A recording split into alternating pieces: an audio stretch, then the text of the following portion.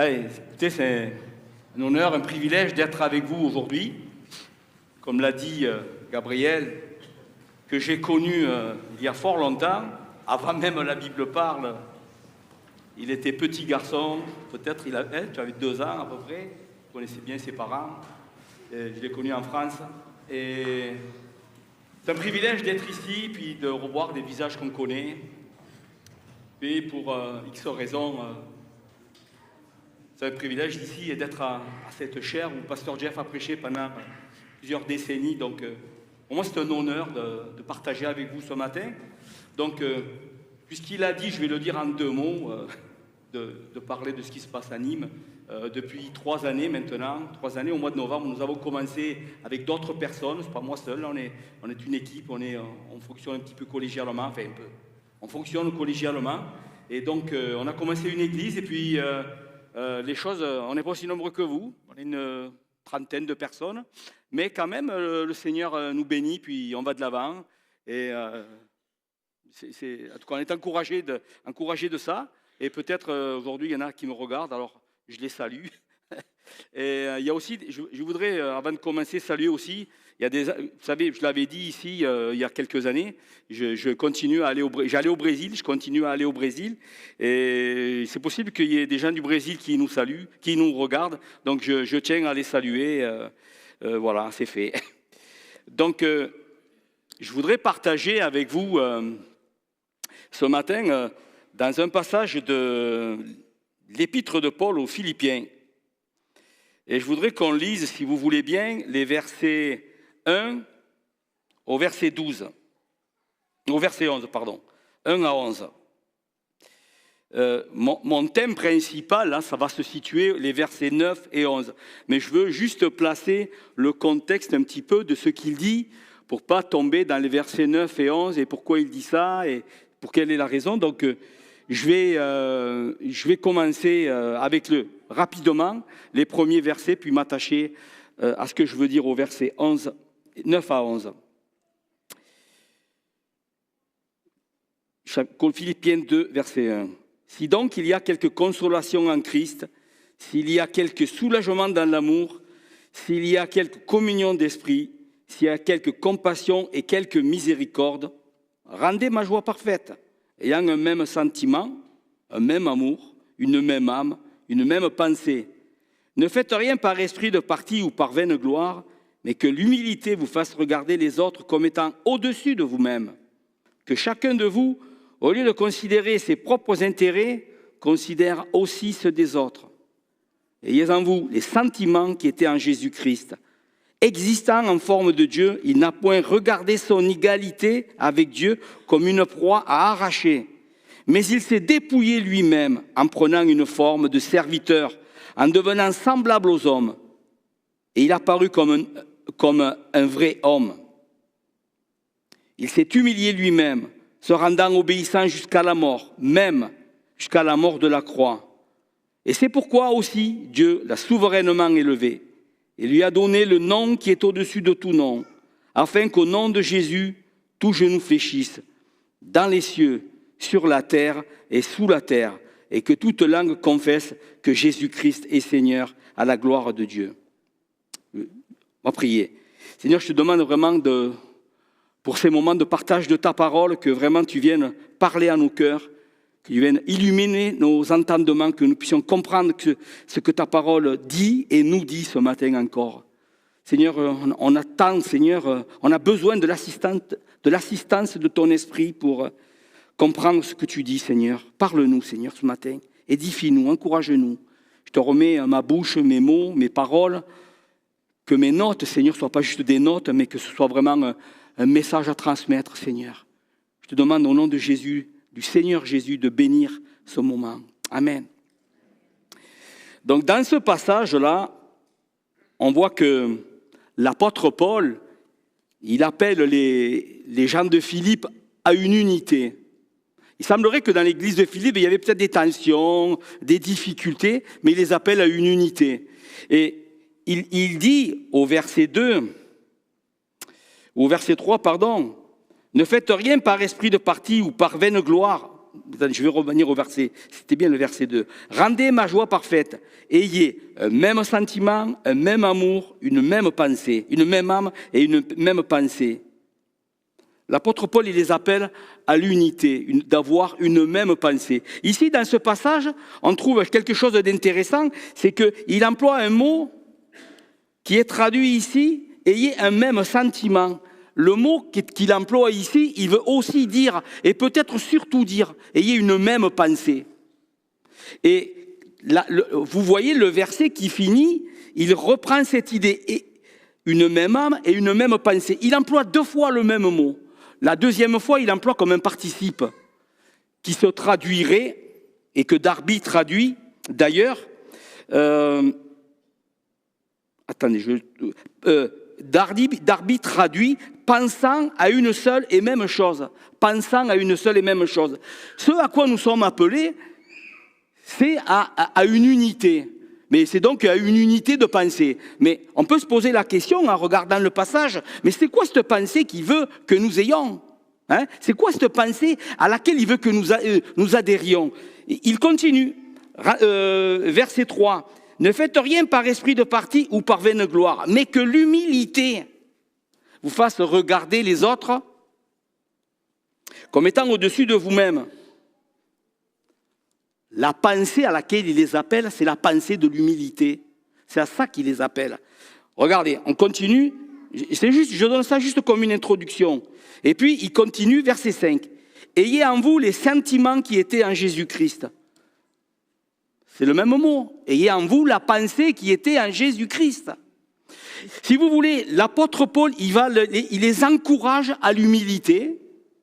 Mais il les encourage à l'humilité et maintenant, il va leur donner l'exemple de l'humilité. Qu'est-ce que c'est l'humilité? Ou qui est humble? L'exemple de l'humilité parfaite, c'est Jésus-Christ. Hein? Jésus, vous savez que Jésus, quand il a parlé de lui, il a juste dit 2 choses à son sujet. Je suis doux et humble de cœur. Jésus, il parlait du Père, il parlait des gens, il prêchait, il enseignait. Mais parler de lui, il a dit uniquement 2 choses. Je suis doux et humble de cœur. Donc ce passage-là nous ramène à celui qui était la personne la plus humble, totale, absolue, dans une humilité totale. C'était quoi cette humilité? C'était cette dépendance totale au Père. L'humilité, là, c'est pas la question d'avoir, comme on peut le croire, comme moi je l'avais quand j'étais jeune chrétien, que je pensais l'humilité, c'était quelque chose de juste au niveau des apparences. S'habiller sobrement, ou peut-être même mal s'habiller. Même l'humilité, avoir une mauvaise image de soi. Mais c'est pas du tout ça.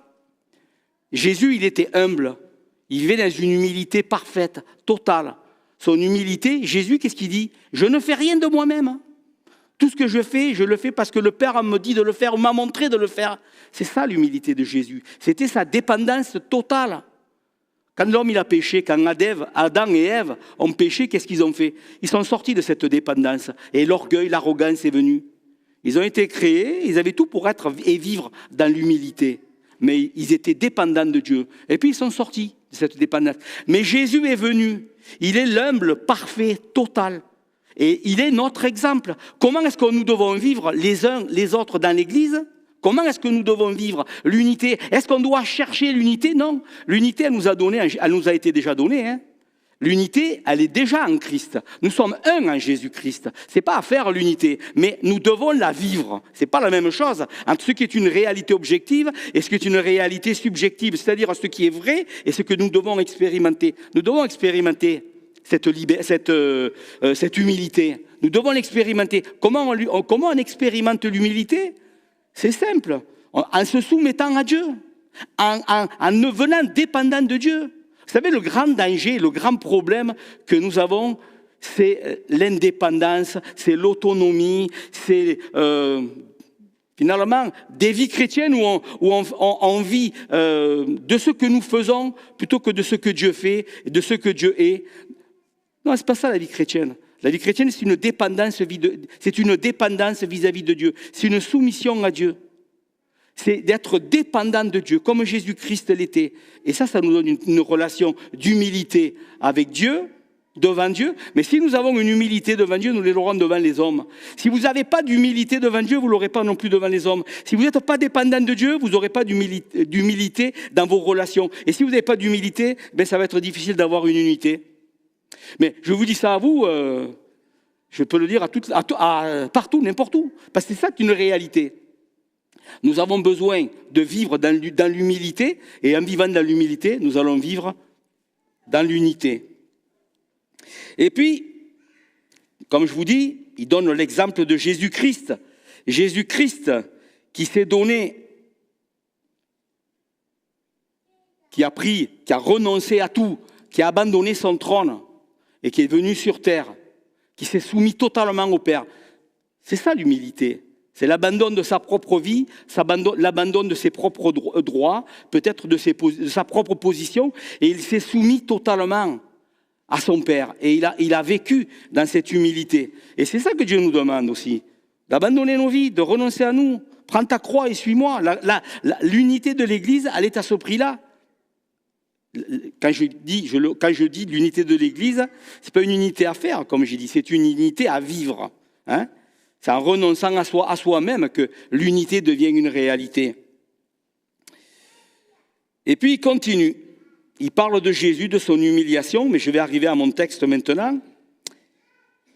Il s'est humilié lui-même, verset 8, se rendant obéissant jusqu'à la mort, même jusqu'à la mort de la croix. C'est pourquoi Dieu l'a souverainement élevé et lui a donné le nom qui est au-dessus de tout nom. Et voilà, c'est le thème du message, même si j'ai commencé sur l'humilité, c'est le thème du message aujourd'hui. La question que je vous pose, c'est quel est ce nom? Le nom que Jésus, quel est le nom de Jésus? Quel est le nom que Jésus a reçu? Certains vont me dire, ah, c'est Christ. Non, c'est pas Christ. Certains vont me dire, le nom de Jésus, c'est Jésus. Non. Je veux pas que... Écoutez-moi jusqu'à la fin, là, quand même.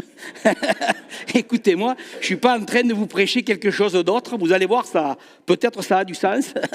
Mais certains vont dire, ah, son nom, c'est Emmanuel. On l'appellera Emmanuel. Non, ce n'est pas Emmanuel. Vous allez voir. Le nom, en définitive, c'est davantage une étiquette... C'est davantage qu'une étiquette ou une carte de visite. C'est le caractère d'une personne, voire la personne elle-même. Ce nom, ce n'est pas Jésus. Jésus, c'était quoi? Son nom, c'est son nom d'humiliation. Jésus, il s'est fait homme et en devenant homme, on lui a donné le nom de Jésus. Ce nom, ce n'est pas un nom magique, Jésus. Souvent, on dit « Au nom de Jésus, au nom de Jésus !» Moi, souvent, je vous dis franchement, ça me choque. Parce que je me dis, les gens, ils ont l'impression que c'est un nom magique, que c'est une parole magique. Hein? Mais des Jésus, comme je l'ai dit récemment, en Espagne, à une époque, et même dans d'autres pays, les pays de langue espagnole, hispanique, il y avait des Jesús, des Jésus. Même année, mais il y avait un gynécologue, je dis lui, il y en avait plusieurs peut-être, mais il y avait un gynécologue, le gynécologue qui a accouché mes enfants. Hein? Il s'appelait Jésus Campio. Donc c'est pas lui, si on disait au nom de Jésus, peut-être il aurait dit, moi, il se serait posé des questions. Le nom de Jésus, c'est pas Jésus.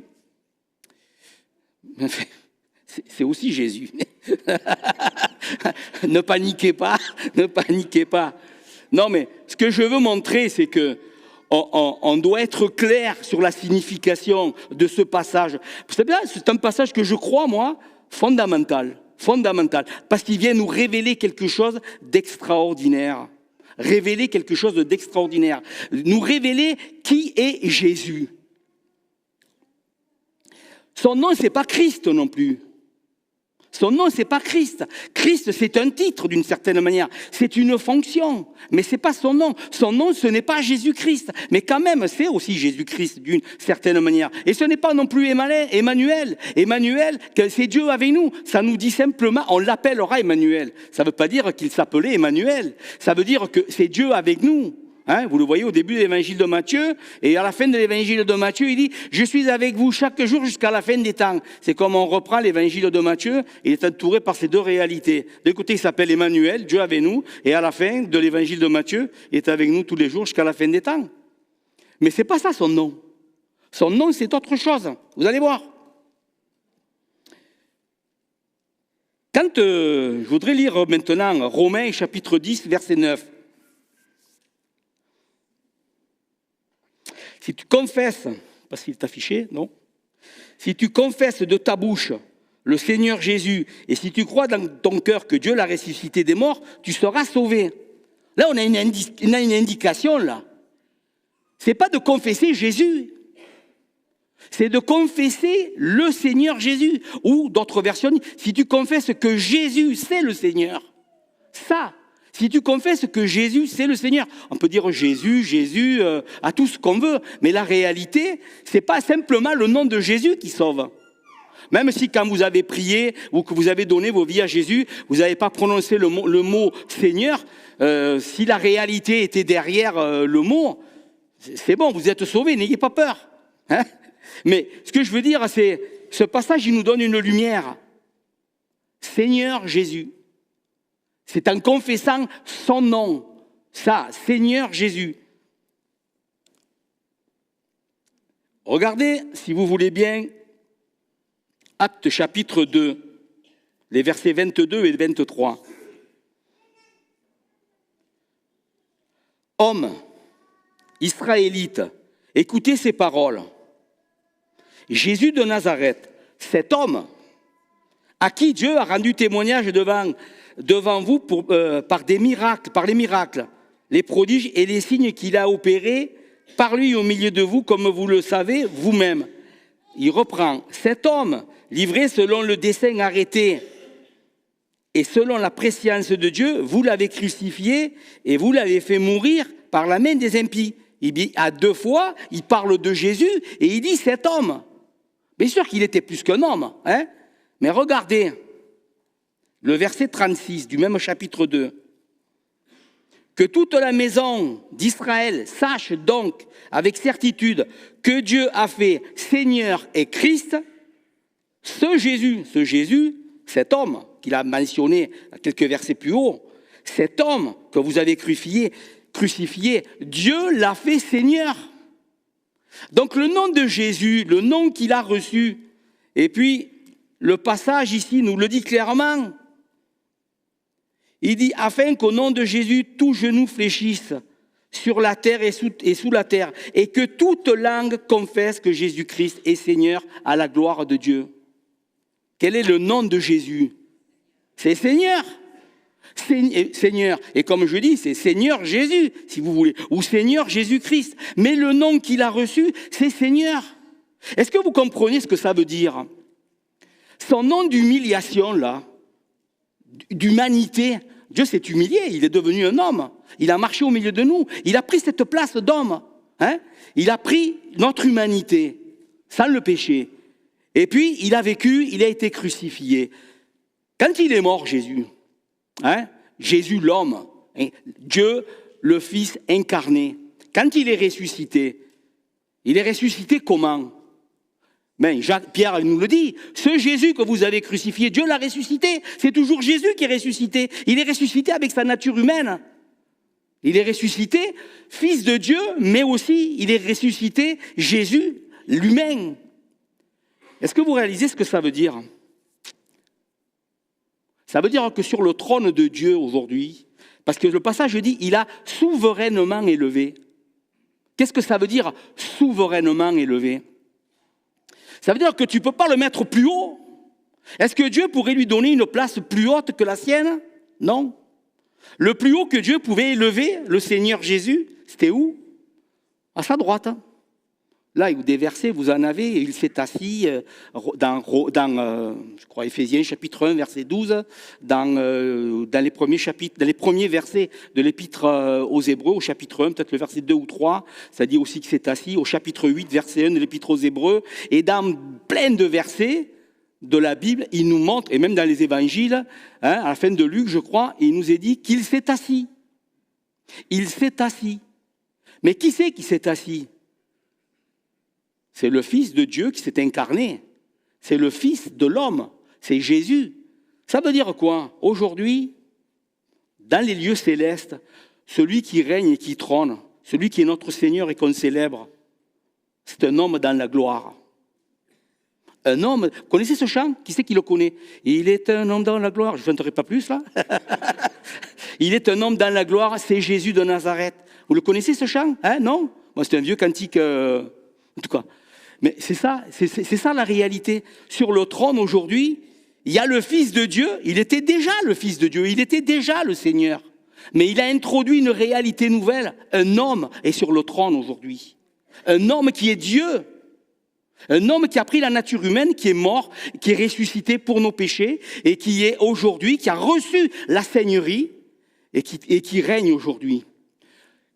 Quand Paul il nous parle dans l'épître à Timothée, je n'ai pas noté la référence, mais dans une des épîtres de Timothée, il dit qu'il parle de Jésus-Christ comme un médiateur.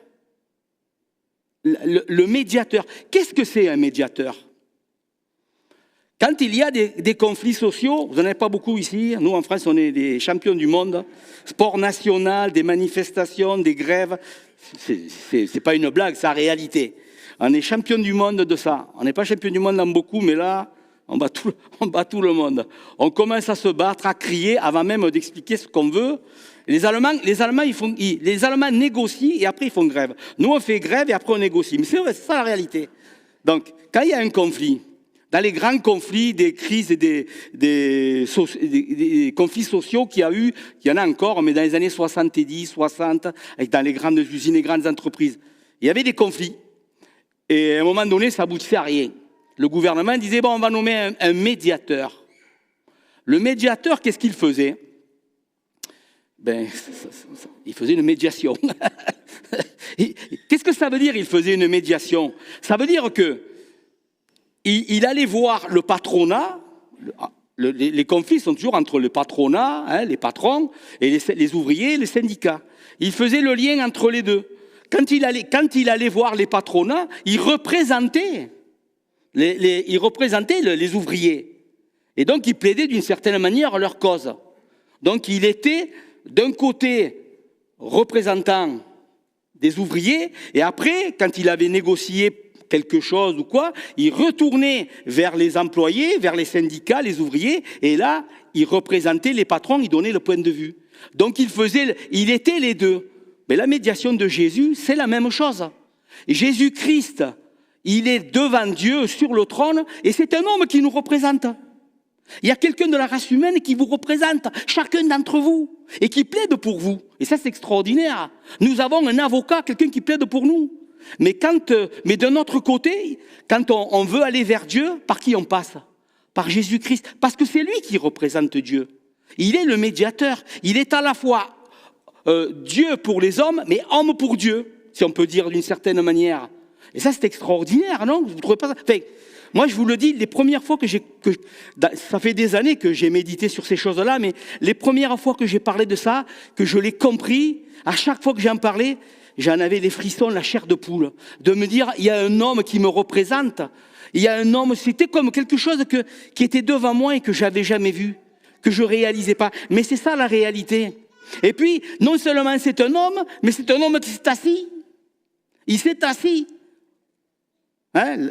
Vous savez que l'épître aux Hébreux soulève un sujet qui est dans toutes les épîtres de Paul et toutes les épîtres du Nouveau Testament. Il n'y a que l'épître aux Hébreux qui soulève ce sujet. C'est la question de la souveraineté et de sacrificature de Jésus-Christ. Il est le souverain sacrificateur.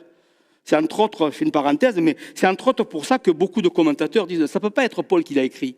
Parce qu'il soulève un sujet que l'apôtre Paul, il n'a jamais parlé. Ça ne veut pas dire qu'il ne savait pas, mais il n'a jamais parlé. Et puis là, le grand thème d'Hébreux, c'est ce sujet-là. La sacrificature de Jésus-Christ. Mais qu'est-ce que, justement, dans cet épître aux Hébreux, à 3 ou 4 reprises, au moins 4 fois, je pense, je n'ai pas noté là, mais je le dis de mémoire, il mentionne une réalité. Il s'est assis. Quand quelqu'un s'assoit, Parce que ici, tout le monde a travaillé à un moment donné de sa vie, mais quand vous vous asseyez, à moins que vous fassiez un travail de bureau, mais si vous faites un travail, normalement, quand vous vous asseyez, c'est que vous avez fini le travail. Est-ce que le travail est accompli? Non? Vous asseyez parce que ça y est, le travail est fini. On s'assoit. Donc le fait de s'asseoir, ça manifeste un repos. Il est rentré, lui, d'une certaine manière, et nous a introduit dans un repos glorieux. Jésus-Christ s'est assis, et il a tout accompli. Il est assis. Et ça nous parle de quoi? La satisfaction de Dieu. Si Christ est assis, c'est parce que Dieu est satisfait. Vous vous rappelez dans l'Épître aux Hébreux, tout ce qu'il raconte, il dit, ouais, mais le sacrificateur, il rentrait une fois par an, puis il sortait. Vous savez même ce que l'histoire raconte, hein, qu'on a attaché une corde au pied du souverain sacrificateur, au cas où il serait foudroyé dans le lieu très saint. On mettait une corde pour pouvoir le... Vous avez déjà entendu ça, hein, pour pouvoir le tirer, pour pouvoir le sortir de là. Jésus-Christ, il est rentré, et qu'est-ce qu'il nous dit? Il s'est assis. Et même Aaron ou n'importe lesquels qui sont venus après lui auraient voulu s'asseoir, il n'y avait pas de quoi s'asseoir dans le lieu très saint. Mais Jésus, il est rentré dans le lieu très saint, le vrai, l'authentique. Et il s'est assis. Dieu est totalement, parfaitement satisfait de l'œuvre de Christ. Est-ce qu'on réalise ce que ça veut dire, ça? On a chanté quel repos tout à l'heure. Mais c'est ça le repos. Dieu est satisfait. Christ a tout accompli. Et c'est extraordinaire. Hein? Et on est dans le repos. Dieu n'attend pas que vous arriviez devant lui avec des choses à lui donner, des choses à lui prouver ou des choses à lui manifester. Dieu, il voit son Fils et constamment, éternellement, il est satisfait de l'œuvre de son Fils. Presque quand vous arrivez devant Dieu avec vos propres œuvres, vous offensez Dieu d'une certaine manière. Comment? Tu penses que l'œuvre de mon Fils, elle ne me suffit pas? Elle ne me satisfait pas? Et toi, tu me portes tes cochonneries ou ce que vous voulez, ton orgueil, ton arrogance, pensant que tu peux me satisfaire moi, me rencontrer le besoin. Non, en Jésus-Christ, il a rencontré le besoin de Dieu. En Jésus-Christ, il a rencontré toutes les exigences. On parle souvent de tout est accompli, puis on voit juste une petite partie. Hein? Je le dis moi parce que j'ai parlé maintes fois sur tout est accompli, puis je réalise aujourd'hui que des fois ma vue sur le tout est accompli, elle était vraiment étroite. Non, Jésus-Christ, il a tout accompli. Il a rencontré toutes les exigences, toutes les attentes, toutes les paroles, toutes les promesses que Dieu a fait dans toute la Bible. Tout est rencontré en Jésus-Christ. Point final, tout est clos. Tout est accompli. Aujourd'hui, vous pouvez vivre dans cet accomplissement. Aujourd'hui, on peut vivre dans cet accomplissement-là. On peut vivre dans le repos et vivre non pas comme si on a quelque chose à prouver à Dieu, mais vivre de ce que Christ a fait pour nous. Hein? Nous, ce que Dieu veut, c'est qu'on vive de ce que Christ a fait pour nous et non, nous, de faire des choses pour être approuvés devant Dieu. Comme je vous dis, le fait de... Parce qu'en fait, ça nous fait quoi? Ça nous fait sortir de la grâce de Dieu. Dieu, ce qu'il veut, c'est qu'on vive de sa grâce, de ce qu'il a fait. Et trop souvent, on arrive devant Dieu avec nos projets, avec nos idées, avec nos œuvres. « Hey, tu as vu, Seigneur, comme j'étais bon ?» On arrive avec notre satisfaction. Hein? Ça vous arrive d'être satisfait de ce que vous avez fait? Il y a des jours où vous finissez la journée, tu dis « Wow, aujourd'hui on a passé une super journée, on a évangélisé, on a parlé du Seigneur, et puis vous êtes content, vous êtes satisfait. Vous avez l'impression de vous avoir rencontré certains standards ou certaines exigences de Dieu. Dieu, c'est bien qu'on les fait, mais ça rencontre. C'est pas ça qui va satisfaire Dieu. Il est déjà dans la satisfaction totale et absolue. Son Fils a tout accompli. Et vous savez quoi? Ça va. Cet état d'esprit-là, ça va souvent dans un mépris presque de l'œuvre de Christ. Vous savez, là j'ai débordé mon sujet, mais bon, tant pis, c'est toujours comme ça. Dans l'épître aux Galates, au début de l'épître aux Galates, l'apôtre Paul, il dit « Je m'étonne ». Il revient en arrière. Dans l'épître aux Galates, vous vous rappelez le sujet. Les gens sont en train de retourner à la loi, à la circoncision, voire à l'observance de fête, voire au sabbat. L'apôtre Paul, il dit non, c'est pas ça, vous n'avez rien compris. Hein? Donc c'est ça l'arrière-plan. Mais au début du livre, il leur dit quelque chose qui semble complètement différent. Je m'étonne que vous vous détourniez si promptement de celui qui vous a appelé. Il dit, on ne se détourne pas là. Les gens auraient pu dire, attends Paul, tu te trompes, on ne se détourne pas. Si, vous vous détournez. En allant à la loi, on se détourne de Christ.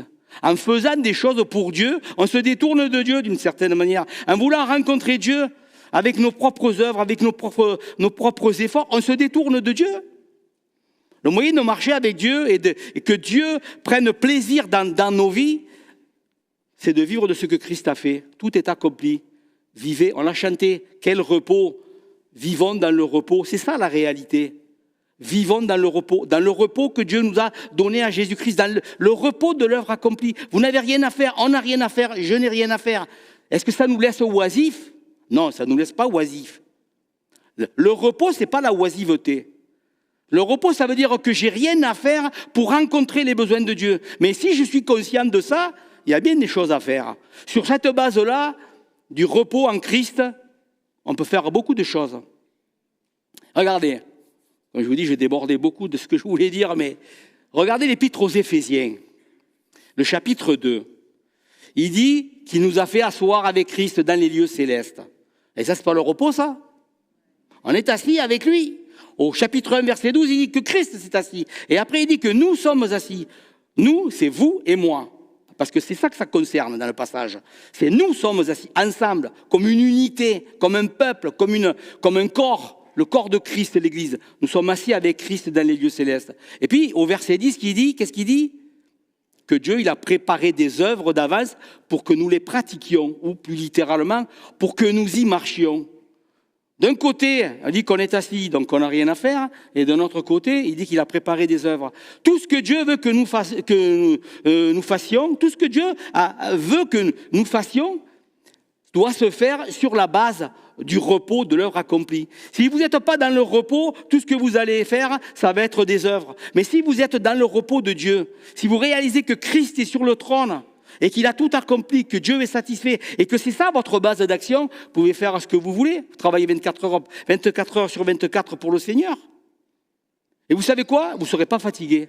Je me rappelle, moi, au début, quand j'ai découvert,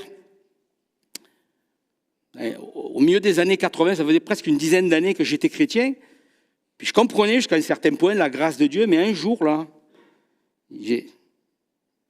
mon beau-père, le père de ma femme, qui était notre pasteur, Monsieur Howard, pasteur Jeff en parlait souvent, Monsieur Howard, et j'écoutais un cours de lui sur l'Épître aux Romains. Et puis, dans la même foulée, pasteur Jeff ici, il a enseigné l'Épître aux Galates. Moi, j'étais en France. Puis il m'avait envoyé l'Épître aux Galates. Les deux, Romains et Galates, vous savez que ce sont deux épîtres très proches dans la pensée sur la question du message de l'Évangile, de la grâce de Dieu. Les deux, là, ça fait comme...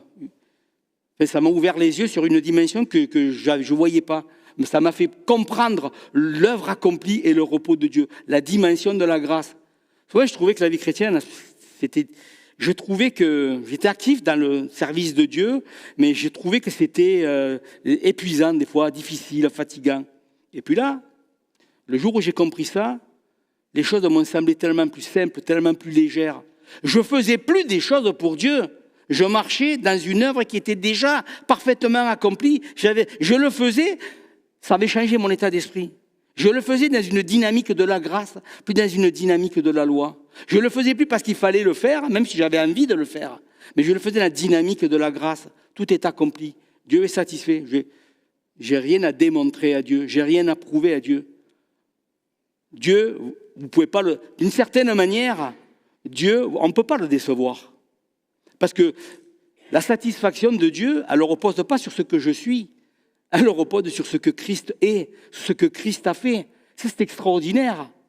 C'est ça la dynamique de la grâce en définitive et de l'œuvre accomplie. Et dans ce passage, en arrière-plan de ce passage, il y a toute cette dimension de Christ qui est Seigneur. Dans ce passage, il fait une citation. Mais avant d'aller plus loin, je voudrais lire Daniel, chapitre, on revient plus au thème de départ là. Daniel, chapitre 7, versets 13 et 14.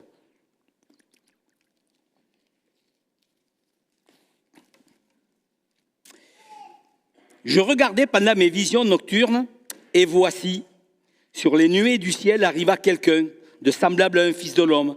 Il s'avança vers l'ancien des jours et on le fit approcher de lui. Écoutez bien. On lui donna la domination, la gloire et le règne, et toutes les nations, et tous les peuples, les nations et les hommes de toute langue le servirent. Sa domination est une domination éternelle qui ne passera point, et son règne ne sera jamais détruit. Parle de qui ça? David, il a une vision. Daniel, il a une vision. Et puis dans sa vision, il voit un fils de l'homme qui avance vers l'ancien des jours. Dieu, un fils de l'homme, et il lui donnait la domination. Qui c'est cet homme? C'est Jésus. Il voit Jésus, le Seigneur Jésus, on devrait dire. Et qu'est-ce qui lui est donné? La souveraineté et la domination. Ce passage, il est lié, qu'on le veuille ou non, il est lié avec ce que je lisais dans Philippiens. On voit Jésus avancer. Ça se passe à quel moment? Ce que Daniel a comme vision, ça se passe à quel moment dans l'histoire, on pourrait dire? Est-ce que ça se passe? Est-ce qu'il voit quelque chose qui s'est passé dans le passé? Est-ce qu'il voit quelque chose qui se passe dans son présent? Ou est-ce qu'il voit quelque chose qui se passe dans son futur? Il voit quelque chose qui se passe dans son futur, mais à quel moment? À la résurrection. Après la résurrection, Jésus, il est monté, le Fils de l'homme, dans la présence de Dieu, et Dieu l'a fait asseoir à côté de lui et lui a donné l'autorité, la gloire et la puissance. Regardez, Matthieu, chapitre 28, verset 18. On est après la résurrection. Et Jésus s'étant approché, lui parla ainsi. Tout pouvoir m'a été donné dans le ciel et sur la terre. Et puis à Marc, chapitre 16, verset 19, Marc 16, 19, le Seigneur, après leur avoir parlé, fut enlevé au ciel et il s'assit à la droite de Dieu. C'est toujours dans la même ligne. C'est le Fils de l'homme qui est rentré, qui a reçu la domination. Vous allez dire, ouais, mais tout pouvoir, il avait tout pouvoir. Non, Jésus, il n'avait pas tout pouvoir. Matthieu 26, 64. Jésus lui répondit, tu l'as dit, de plus, je vous le déclare, vous verrez désormais. S'il dit vous verrez désormais, c'est qu'on ne le voyait pas avant. Vous verrez désormais le Fils de l'homme, il ne dit pas le Fils de Dieu, le Fils de l'homme, assis à la droite de la puissance de Dieu et venant sur les nuées du ciel. Ce que je veux dire là, c'est que Jésus, en tant qu'homme, il a reçu toutes les investitures de Dieu. C'est Dieu. Quand les versets finissent là, afin qu'au nom de Jésus, verset 10 de Philippiens, afin qu'au nom de Jésus, tout genou fléchisse dans les cieux, sur la terre et sous la terre, et que toute langue confesse que Jésus-Christ est Seigneur à la gloire de Dieu. Il cite ça, mais il cite quoi là? Ésaïe, chapitre 45. Il cite Ésaïe 45, verset 23. Je vais le lire. Je le jure par moi-même, la vérité sort de ma bouche, et ma parole ne sera point révoquée. Tout genou fléchira devant moi, toute langue jurera par moi.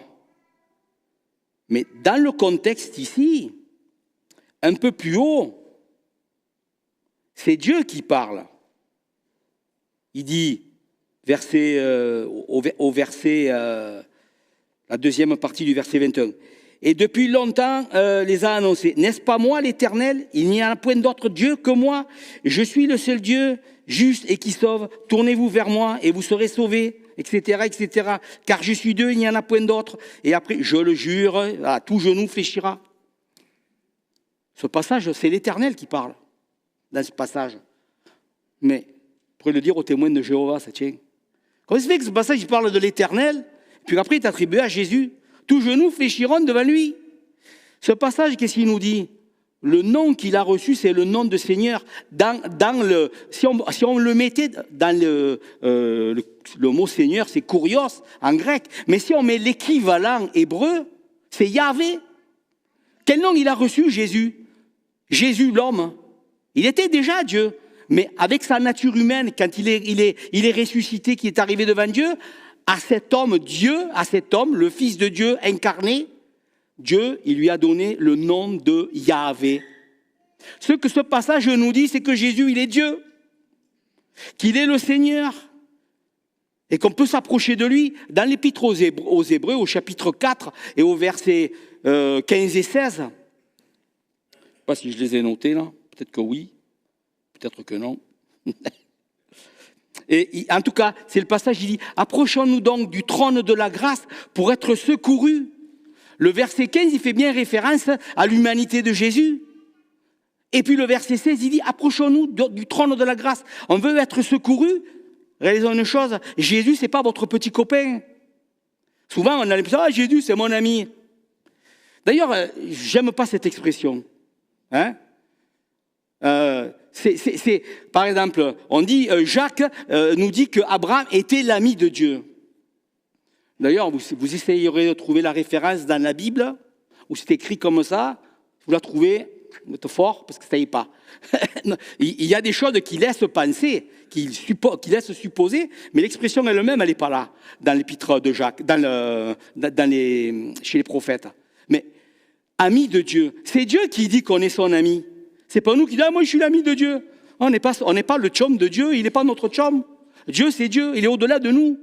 On est ses enfants, mais il y a quand même une distance, un respect, il y a une crainte entre nous et Dieu. S'il n'y a pas cette crainte, s'il n'y a pas de familiarité avec Dieu, Dieu, encore une fois, c'est pas notre copain. Jésus, c'est pas notre... Ah, Jésus, c'est mon copain, c'est mon ami. Et Jésus, tu sais qui c'est Jésus? Jésus, c'est Dieu. C'est Yahvé, le créateur du ciel et de la terre. C'est le Dieu tout-puissant. Ça devrait nous amener dans une humilité devant Dieu extraordinaire, à tomber sur nos genoux et à réaliser que finalement on est tellement rien et lui tellement tout. Puis si on s'approche du trône de la grâce de Dieu avec cette pensée, avec cette vision, que celui qui est sur le trône, non seulement, le verset 15, je vous disais, il parle de son humiliation qui peut nous rencontrer parce qu'il a été un homme.